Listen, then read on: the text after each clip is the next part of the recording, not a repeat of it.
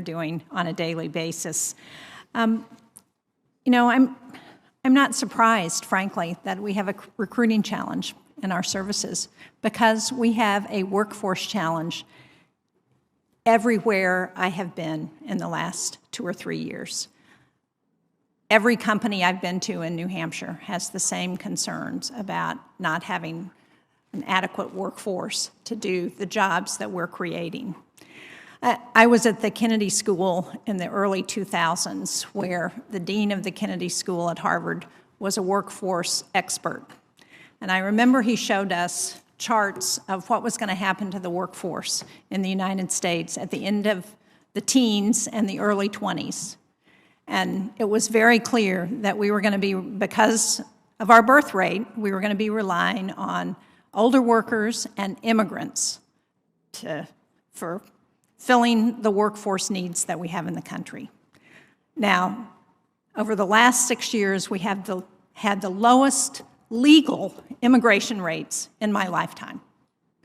And let's not kid ourselves, that is affecting the workforce chain, whether it's our military or the people who are building our roads and cleaning our streets.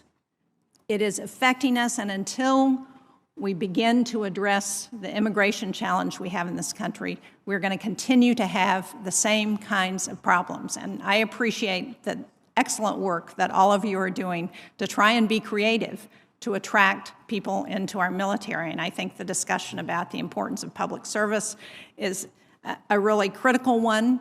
And I think it's been very helpful to have the public recognize the real responsibility that we have given to the men and women who are serving in our military, and to appreciate that commitment.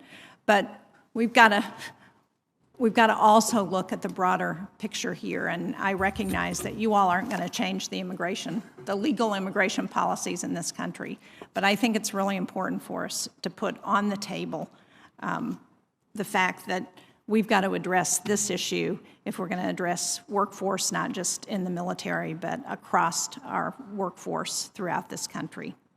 So, having said that, can I ask you about the retention success? Because I didn't get to hear everybody's opening statement, but I know that retention has been one of the areas of success that we've been able to rely on.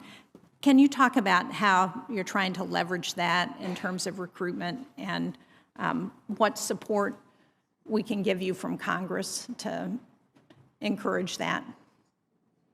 I'll open it up to whoever would like to answer. Senator Shaheen, we were very successful last year in achieving 104% of our retention goals, and we're guardedly optimistic we'll achieve similar success in FY23, but it's too early to tell.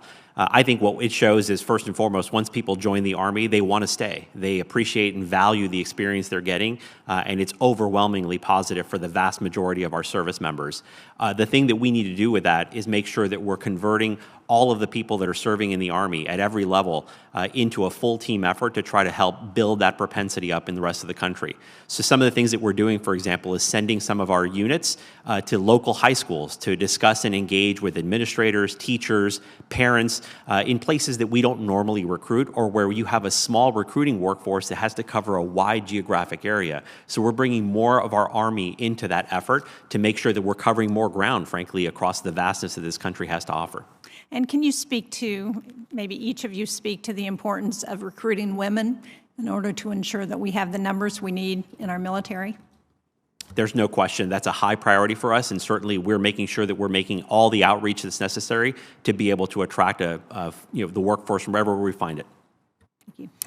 Senator, absolutely. The Navy and Marine Corps is dedicated to building diverse, high-performing teams, and women are an integral part of that. As to retention, again, the Navy and Marine Corps continue to do well on retention overall. There are certain career fields where there is showing more strain, and those are career fields that have a lot of competition from the private sector. I would point out aviation and nuclear technologies as two of those where you can have some experience in the service and then be lured by higher salaries, a different pace of life, and so forth.